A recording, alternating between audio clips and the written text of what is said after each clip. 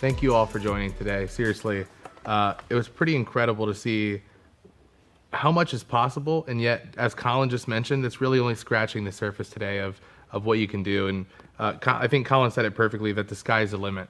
You know, once you have the APIs, especially once you have something like the SDKs, especially with all the resources the SDKs have, like the auto retry logic and the IntelliSense built in, at that point, it's just what is the problem that you want to solve, or you can get straight to innovating. The last session today, I really wanted to bring Grady and Wendy back on. And as many of you saw, based on all the questions we received here, is, what are they thinking? So you got to hear from them earlier in the day. They told you what they were thinking in terms of extensibility, but we wanted to make sure that you all had the chance to hear what are the developers thinking about extensibility. Right. So I have that list of questions here. So we'll go through this list of questions. I'll kind of bounce back and forth between you guys. And actually, before I even get to the Q&A, I'd be curious, did you guys get a chance to watch any of these sessions throughout the day? Absolutely. Yes. What was your favorite session? Wow, it's hard to pick. They were all really good. I'm going to go with Buzz with Nationwide. I really appreciated hearing from the customer, and I loved his creative approach to getting responses to certification campaigns. Putting the fake apps in. Yeah, and I thought too, wow, I'm going to think about that more even when I'm the one actually doing the certifications and reviewing those. But I thought that was really creative and a good best practice. Definitely hard to choose. I like Yannick had 2 good sessions. I'm amazed at Colin. What a workhorse over there across the stage. 4 sessions today, and the guy can code while he talks and gives a presentation. It was really good stuff. I think my favorite probably is hearing Phil announce the new SDKs. It's just so fun to put out that new stuff and see how they're going to help everybody. And having Darren on, I thought that was really cool. So many people in the community have known Darren. He was sort of like DevRel before there was DevRel, Absolutely. and sort of being a champion for SailPoint out there in the field. So yeah, that was cool. Cool. All right, Grady. Well, this first one goes to you. This person in the chat today wanted to know, what is your process for determining the priority of features overall versus features for development or extensibility? It seems like a lot of non-development features always have more votes on the ideas page, but developer-related ideas usually solve problems at scale. I think that's very a fair critique in a way. That I think in the past sometimes we do. It's awful when you're in product management, running a product organization, sort of squeaky wheels, get attention, right? And sometimes when it's a CISO of a company that wants a particular feature, we listen to that stuff, as we should. But you're right. I think sometimes the developer's requests can kill a lot of birds with one stone, so to speak, or take care of a lot of issues at once. So we probably ought to prioritize those higher and give them more weight. So I agree. Feedback with that. Noted. Feedback noted. Yeah. And I would put in a plug there for the ideas portal. The submitter is right that you can see how things get upvoted. And we do take, every quarter we implement about 15% of what comes into the idea portal. You might think 15 is not a lot. I mean, that's 15% of ideas from our customers that we can take directly and ship. So I encourage a lot of people to ideas use that it. come into the ideas portal too. Yeah, there are. Wendy, I have one for you here as well. This person wanted to know, are you all building your product's API first, and are APIs treated as a first-class citizen throughout the development process in engineering? It's certainly our goal. We do treat APIs as first-class citizens. Our goal is to be API first. I would say we're not 100% there yet. We don't always get it right. I would say our V3 APIs are the most mature. There's still work to do in V2 and V1, but it's top of mind for us, and we're going to continue to improve. And again, give us your feedback. Let us know where you see gaps in the community. Always open to that input. But it's a journey, and we're going to keep going. I think it's been good just to hear so many different people, Josh and Kirby, Colin and Phil with the SDKs, now yourself, just addressing, hey, we know the V1 and V2 APIs are still out there, and we're going to transition those over. I like that. Wendy, another one for you, if I may. Somebody wants to know, Wendy, I know that you used to be at New Relic, which has a pretty mature developer capability. What might you bring from New Relic to SailPoint in this area, or what is SailPoint doing well in comparison? Good question. Thank you for that question. I think, in general, New Relic a little further along on the journey of developer relations and an API first and SDK approach, and that's just because of the nature of that company and the journey and when it was founded. But things like today, announcing new SDKs available and that more are on the way, I think that's a step in the right direction. And I think that SailPoint is one of the reasons I'm here, is really on the right part of that journey. And I love like going through a company, another journey, and then coming to another one, and then helping build that up to be stronger. Wendy's setting goals for my team, and now we got to catch up to New Relic. That's right. She really just I'm set the taking tone. lots of notes. That's right. I can actually take this one. So somebody asked today, they said, can this Discord server stick around after developer days? It would be a really great place to connect with other SailPoint developers in real time and share solutions and ideas along the way in a way that is more accessible than forums. I can't say if the Discord server will stick around or not. It may. What I can tell you is we definitely plan to have a synchronous chat. So the forum being very asynchronous, it's great for being able to share solutions that you can find later. I'm sure a lot of people now are finding that they Google something related to development, SailPoint, APIs, and you're coming across the developer community forum and the developer documentation. But we recognize that there's a value for synchronous chat as well. And that is something that is on the developer relations team roadmap for the year. Absolutely. Grady, another one for you. This person says, will we ever be able to use Okta for strong auth when entering an admin session? The current options aren't really considered to be super secure. So I think this person is probably asking about a step-up auth in IdentityNow when you need to do some particular administrative things. The interesting thing is that feature itself is a bit of a throwback to when IdentityNow launched and two-factor just wasn't as common. So it was like, hey, we need and it supports like Duo and a few other authentication mechanisms, not Okta, as the question mentions. The good news on this, we're actually going to deprecate that feature because an administrator now who comes in with Okta two-factor won't have to do that step-up because they're already in an authenticated valid session with two-factor auth. So we've just simplified that. We really didn't see there was an added security value. So yes, short answer is yes. If you use Okta with MFA, you won't need to step up again. That's a good one. Wendy, another one for you.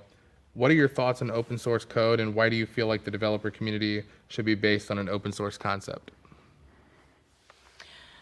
Well, my thoughts on open source code is it just leads to more innovation all the way around. By opening up the code and enabling people from all over to contribute, I think it leads to faster innovation. Anybody can go in and make a fix. Anybody can go in and put a security patch. Customers are able to view the code, and as we've been talking a lot throughout the day about extensibility, it also provides that option. One of the things I love as an engineering leader and budget owner is not being locked into proprietary solutions and licensing fees. Now, I do tell people, open source is free, like a puppy is free. It still takes care and feeding.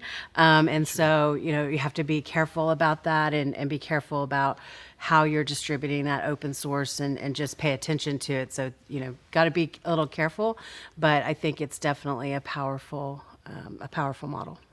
One thing I'd add on to what Wendy said, my team, our responsibility is to kind of play an advocate for the external side of our developer experience.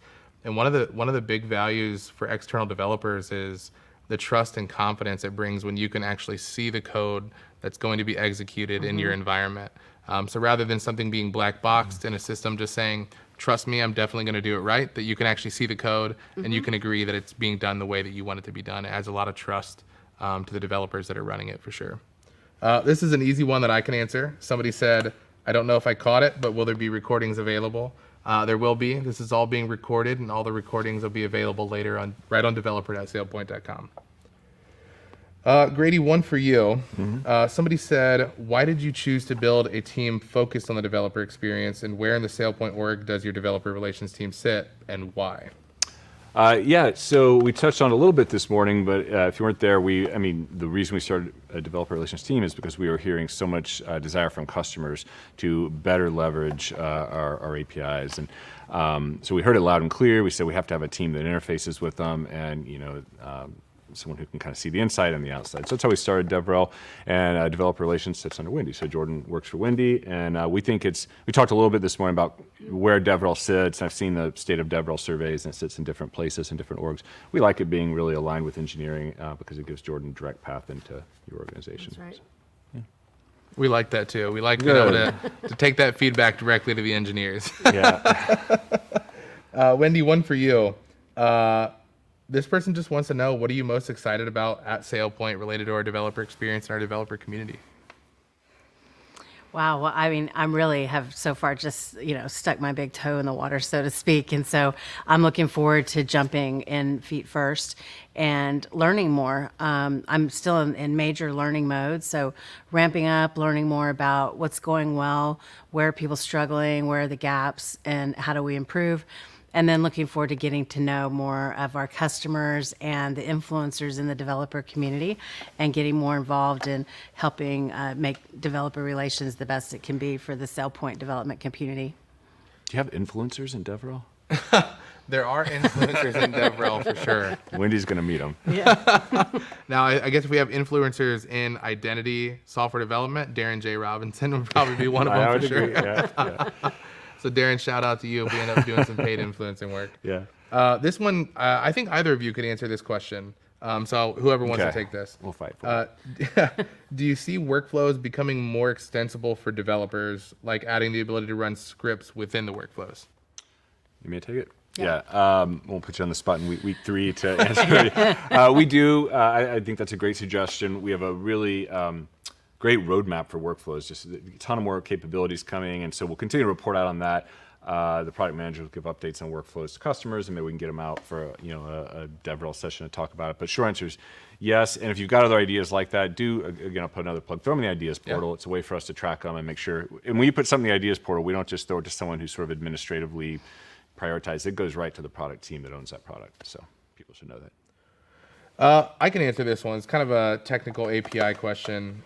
They say, does or will SailPoint support an attribute in the response header of all of its APIs to indicate future deprecation? Do you want to take that one? No, Wendy, you want to take that one? Yeah, it's a really good question. So if you saw a recent announcement in the developer community forum, Colin talked about the deprecation process for CC v1, v2 APIs, and even kind of the transition of beta APIs as they all start to move into v3.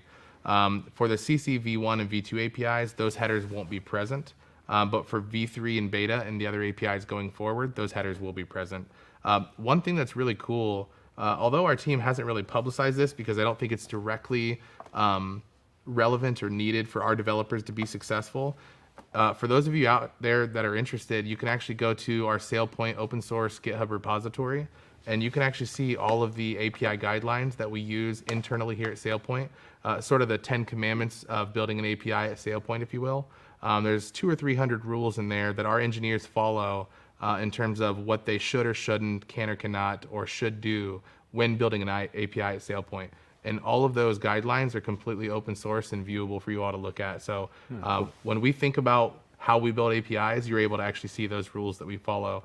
And even one step beyond that is the DevRel team actually built 2 additional tools for our internal engineering team, a linter to help those engineers follow those rules, because who wants to remember 200 or 300 rules? It's pretty ridiculous, especially being a developer. Who do you want telling you what to do all the time?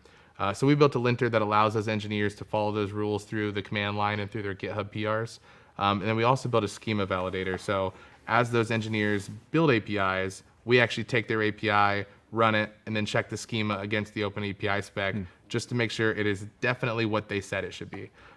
So those are things that haven't existed kind of 2 years ago and prior for things like the CC v1 and v2 APIs, but those are things that exist now for v3 and beta and going forward. And actually, so to answer the question then, deprecation headers, that is, are actually in our API guidelines that they're required to be in all of our beta and v3 endpoints. So yeah, I'll take that one for you. Yeah, thank you. One more here. They say, I see all API details available in the developer community, but where can I download the latest API collections? So we do provide Postman collections. Now we're providing SDKs built on the Open API specifications. But if you're still looking for the Open API specs directly, if there's something that you want to build for yourself, you can actually go to the developer community, go to the v3 or the beta API specification sections and click on Introduction, and you'll see a download button in the top right. It's pink, and I'm almost certain it says Export. So that'll give you access directly to the latest collection. Grady, one more for you here. How invested is SailPoint in making IDN more developer friendly, where we can more easily customize the product to our own business needs? We recently switched from IIQ to IDN, and we loved the customization that we had in IIQ. Oh, so this person saying they recently switched. Got it. And they were saying, Oh, sorry, I just cleared it out. oh, clear. I had a question. Is they want to be able to customize. Yeah, more there's So really excited that we've got, so of course, workflows, which you create a lot of your own custom flows. And then with that, we have something called custom forms that we'll officially be announcing at Navigate at our customer conference. We'll have some early access before then. So if this person asks a question is interested in getting the early access program, they can try it. And custom forms are a big deal because they let you start to do some of that customization that you've always been able to do in IdentityIQ, but actually do it in a SaaS environment in a way that doesn't break on upgrades, and that we make sure that we continue to support that form, whether it's a new access request form or any kind of custom experience you want your end users to have. I have a question for you. Okay.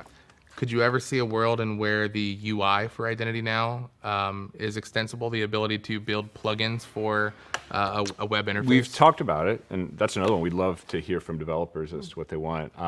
But yeah, it's something we've talked about. We have plugins in IQ. That was a popular session today, actually, and people are doing some very cool stuff with plugins. And as we all know, it's a little trickier in the SaaS world, and it's kind of sandbox that stuff and isolate it carefully. But yeah, I could see that. Well, I appreciate you guys answering these questions.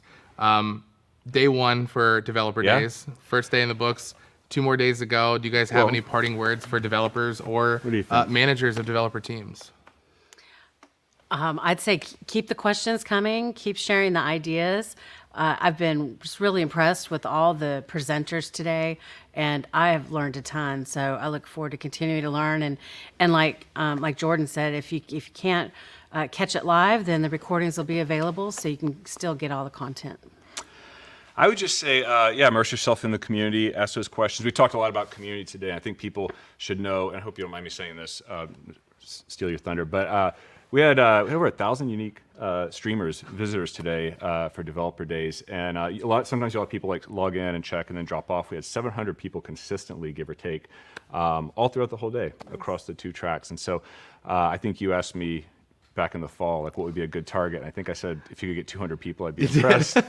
So thank you. It's all of you. It's, they put on a good show, but thanks everybody for coming. And the reason I mentioned that is it's not a pat on the back or anything. It's like, this is a big community. Like it's getting sizable now. I'm sure it'll keep growing, but boy, there's someone out there who's going through the same thing that you are, that you're trying to figure out, the problem you've wrestled with. So like get involved in the forum if you're not already. Post your question out there or answer somebody else's question. And I think that's awesome. Yeah, and I would say contribute. We're not looking for you to do our job for us. The way that I've always kind of explained it is we're taking the walls of the garden down, but we're still gardening. Yeah. So, we're not expecting you to upgrade the SDKs for us. Poignant and deep. But you hear a lot about walled gardens in communities. No, it's true though. We don't open source stuff so we can get free work out of it. It's just so everyone can Exactly. inspect it, can see it. Yeah. Walls of the garden down, but we're still gardening. We're Yeah. going to be adding things like retray logic and things like that. But when you come along and you see a feature that's particular to you and you don't feel like we're getting it to it fast enough, that's one of the values of open source is you can contribute that code, send it to a PR, we'll review it, and we'll get it in. So looking forward to seeing everybody at days 2 and or day 3. I think we're going to get a lot more technical. It was really great that Colin and Yannick and so many others gave us kind of that baseline for getting started in development. So hopefully these next day or 2 will really let you go deep into what development is like on IdentityNow and IdentityIQ, and really just let us know what you want to build. Yeah. So thanks for joining Developer Days on day 1. See y'all tomorrow.